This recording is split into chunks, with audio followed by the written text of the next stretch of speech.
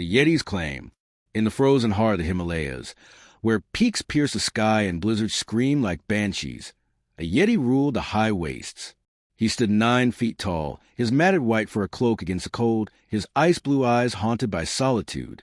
The last of his kind, he'd watched humans trespass his domain, climbers with their ropes, scientists with their tools, and envied their fleeting lives. His loneliness had curdled into obsession. He needed a mate to bear his children, to defy his extinction. Anika, a 28-year-old biologist, was his choice. Her team had camped at 15,000 feet, studying rare alpine lichens. She was sharp-eyed, her dark hair braided tightly, her mind alive with the mountain's secrets. She felt at home in the wild, unaware that a predator had marked her.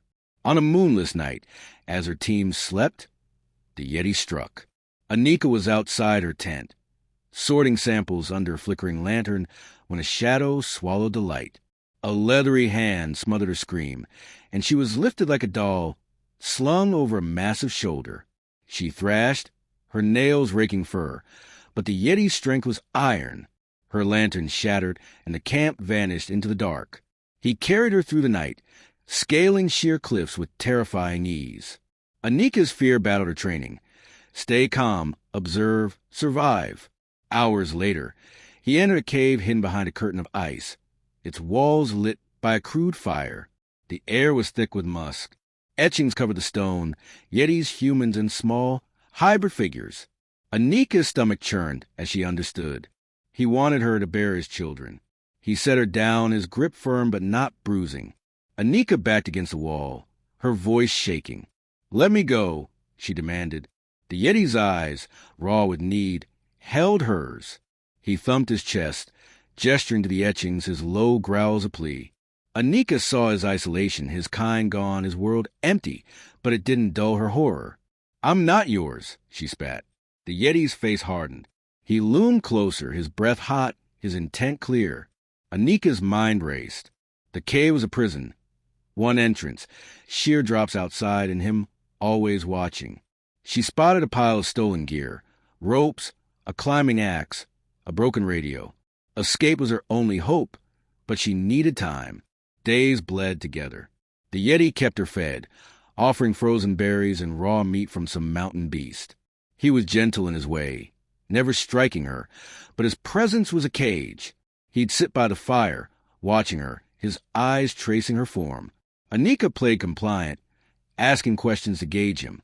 "Why me?" she'd say softly.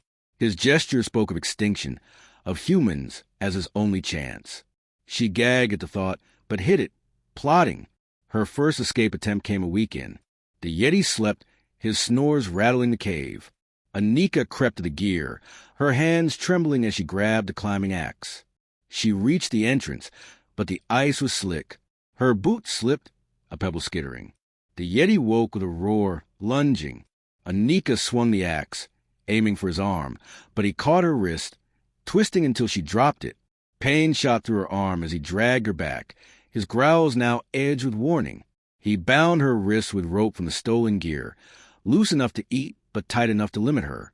Anika's hope frayed, but she didn't break. She studied his habits. He hunted at dusk, leaving her alone for hours. Her second attempt came during a storm, the wind masking her movements. She worked the ropes loose, her wrists raw, and slipped outside. The blizzard blinded her, but she ran, sliding down a snowy slope. She thought she'd made it, until a massive hand yanked her back.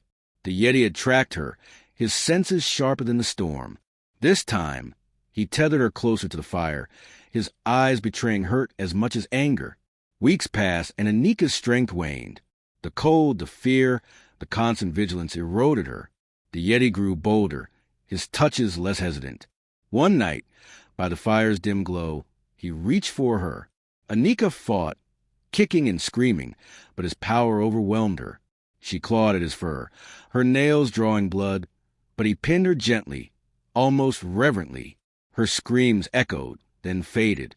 The act was brief, mechanical, driven by his desperate need.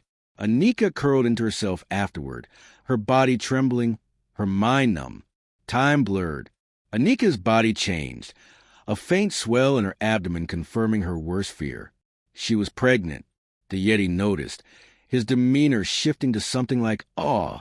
He brought her softer furs, more food, his touches now protective. Anika's scientific mind clung to facts. She was alive. She could still think. She could still fight. But despair gnawed at her. The cave felt smaller, the etchings mocking her fate. She tried escaping once more, using a shard of bone to cut her ropes. She made it to the cave's mouth, the axe in hand. But the Yeti was faster now, anticipating her. He didn't hurt her, only carried her back, his grip careful around her swollen belly. Anika stopped fighting then, not out of surrender, but exhaustion. She needed to survive for what was coming. As months passed, Anika's pregnancy advanced. The Yeti watched her constantly, his eyes soft but unyielding. She hated him, yet saw his loneliness, his belief that this child would save his kind.